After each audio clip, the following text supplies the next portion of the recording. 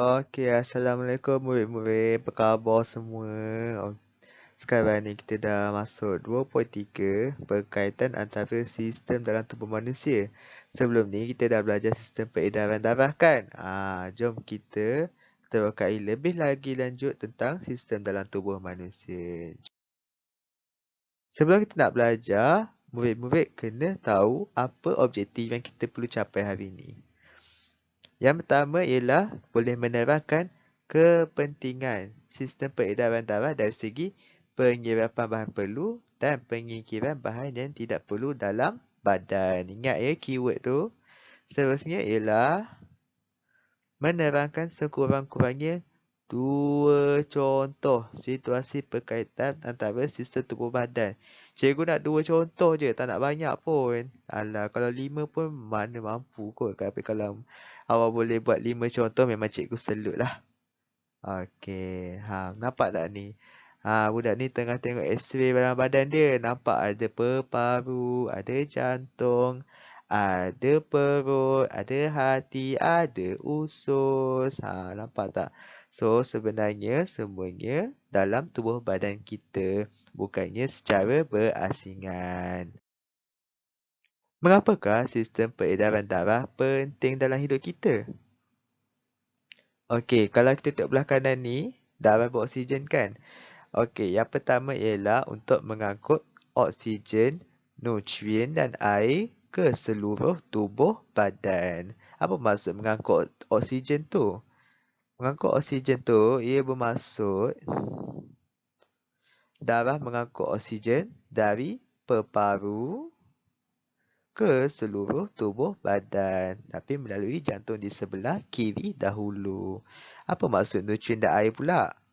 Okey, kalau nutrien dan air, darah mengangkut nutrien dari usus kecil ke jantung untuk dipam ke seluruh badan. Bermakna darah dia akan mengangkut nutrien yang telah dikecilkan dari molekul makanan ke jantung di sebelah kiri ke seluruh tubuh badan yang mana mereka memerlukan nutrien untuk menghasilkan tenaga. Okey, apa lagi kepentingan yang kedua? Okey, kepentingan yang kedua ialah untuk mengangkut karbon dioksida, bahan kumuh untuk keluar dari tubuh badan. Sebelah kiri ni, yang warna merah ni bahan yang perlu. Di sebelah kanan, jantung di sebelah kanan ni ialah bahan yang kita tidak perlukan, iaitu bahan kumuh. Apa maksud mengangkut karbon dioksida tu? Okey, maksud mengangkut karbon dioksida tu ialah darah mengangkut karbon dioksida dari tubuh ke peparu untuk disingkirkan semasa kita hembus nafas. Nampak tak sini? Ni tubuh badan ni. Dah, dia akan bergerak ke jantung di sebelah kanan dan dipam ke peparu. Kemudian dia akan dihembus nafas. Macam kita dah belajar sebelum ni, takkan tak ingat pula. Okey, kalau bagi bahan kumuh pula, darah akan mengangkut bahan kumuh dari tubuh badan ke ginjal dan akan disingkirkan melalui air kencing. Dah tu je lubang kita ada. So darah yang mempunyai bahan kumuh ni akan disingkirkan menggunakan dari tubuh badan ke ginjal sehinggalah ke air kencing. Keluar air kencing warna kuning. Bagaimana wujudnya perkaitan antara sistem tubuh badan? Okey, kalau awak pernah tengok video sebelum ni, ada pasal Boruto ni, kita uncover setiap sistem dalam badan dia. Nampak bersarat kan? Indah betul ciptaan Allah ni. Mana dia susun sistem-sistem tubuh badan ni tanpa berasingan tetapi berkait antara satu sama lain. Nampak ni? Sistem darah ni tak ke mana pun, dia akan pergi ke peparu, pergi ke perut, pergi ke sistem pencernaan, pergi ke sistem rangka. Macam itulah ceritanya. Okey, jom kita tengok satu-satu. Contohnya, sistem pencernaan dan sistem peredaran darah. Sistem pencernaan menguraikan makanan kepada nutrien yang akan diperlukan tubuh. Usus kecil ni dia ada banyak salur darah. Nampak tak ada hubungan dekat situ. Usus kecil ni sistem pencernaan, salur darah ni dalam sistem peredaran darah. Jadi, nutrien dari usus kecil ini akan diserap masuk ke dalam salur darah. Seterusnya, nutrien ini akan diangkut oleh darah ke jantung dan dipam ke seluruh tubuh badan termasuklah sistem rangka. Di mana sistem rangka kita perlukan apa?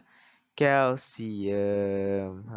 Nampak ni, sel darah merah ni, dia bawa makanan ataupun nutrien. Jangan guna makanan, guna nutrien sebab kita dah uraikan makanan kepada nutrien. Apa pula kalau sistem pernafasan dengan sistem peredaran darah? Ini kita pernah belajarkan sebelum ni, takkan tak ingat pula. Mula-mula sekali, sistem pernafasan membekalkan oksigen ke dalam paru-paru. Apabila pastu paru-paru ni pula, dia kaya dengan salur darah, menyebabkan oksigen diserap masuk ke dalam salur darah. Nampak tak? Bila ada perkataan paru-paru, maknanya sistem pernafasan. Kalau dalam salur darah, sistem peredaran darah. Nampak tak ada kait di situ? Kemudian oksigen tu diangkut ke jantung bahagian kiri dan dipam ke seluruh tubuh badan dengan bantuan sistem peredaran darah. Simple je semua ni. Kalau awak faham fungsi setiap sistem ni, senang je awak nak kaitkan. Tapi apa yang terjadi kalau sebahagian sahaja sistem yang tidak berfungsi? Macam mana boleh sebahagian tu tak berfungsi? Ada buat apa-apa ke? Jom kita tengok. Okey, untuk situasi satu, tercekik makanan. Ni mesti dah biasa kan? Mana yang tak reti nak duduk diam, makan tu sambil borak-borak. Lepas tu makan pun pelahap sangat, laju sangat. Memang cepatlah tercekik tu. Apa jadi kalau tercekik makanan ni? Nak tahu kan? Okey, bila kita tercekik makanan, sistem pencernaan dan sistem pernafasan akan terganggu. Macam mana lah boleh pula berkait dengan sistem pernafasan ni? Tengok gambar ni, nampak? Okey, trakea dengan esophagus adalah berada di salur yang sama. Sebab tu dia berkait. Sistem pencernaan ni, dia akan terganggu di bahagian esophagus. Esophagus ni ialah salur makanan kita. Makanan yang terperangkap ni di esophagus akan halang udara memasuki trakea. Nampak? Sebab berada di dalam laluan yang sama, kalau kita tutup lubang ni udara dan lubang makanan ni, macam mana kita nak bernafas? Ia menyebabkan sistem pernafasan kita terganggu kerana sukar bernafas. Dan kalau dua-dua laluan ni dah ditutup, macam mana kita nak bernafas, macam mana kita nak makan. Nak hidup pun susah. So, lain kali kena makan perlahan dan baca Bismillah. Okay, situasi dua pula ialah lemas di dalam air. Ini siapa yang tak reti berenang, cubalah belajar berenang. Supaya kita tak lemas. Macam brother ni. Takkan nak? Sia-sia je. Kalau baik awak belajar berenang setelah awak hidup ni kan. Okay, kalau kita lemas, sistem pernafasan dan sistem peredaran darah akan terganggu. Kesukaran untuk bernafas menyebabkan kurang oksigen dibekalkan jantung. Yelah kalau kita dah lemas, mana ada udara dah kan? Kita dah duduk dalam air.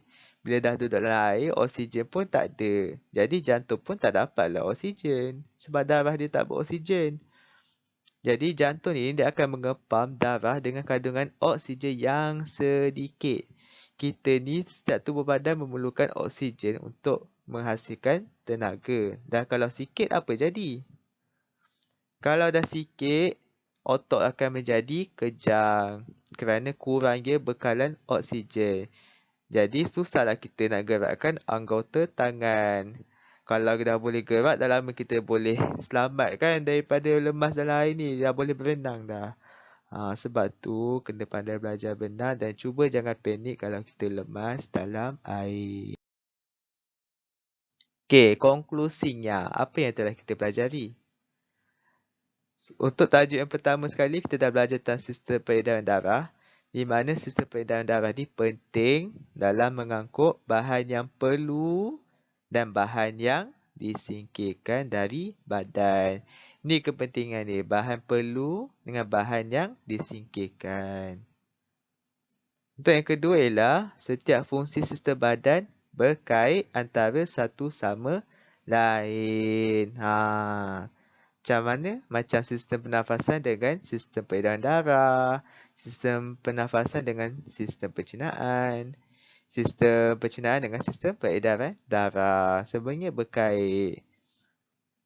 Kemudian sistem peredaran darah berkait rapat dengan semua sistem tubuh badan. Anggaplah macam sistem peredaran darah ni macam jalan yang menghubungkan bandar ke bandar. Ada jalan ni hubungkan dari kilang ke rumah. Anggaplah macam tu. Sistem darah ni macam laluan yang banyak untuk ke stesen-stesen. Okey, itu saja. Harap murid-murid dapat faham apa yang cikgu ajar dan cuba terpakai pelbagai ilmu yang untuk ke tajuk yang seterusnya. Bolehlah tengok video cikgu yang lain di mana ia berkaitan dengan tajuk ini. Sekian. Terima kasih. So, adik-adik, macam mana? Video tadi best kan? Kalau nak lagi best, apa kata adik-adik? Ingat komen, leave like dan share video ni dekat kawan-kawan.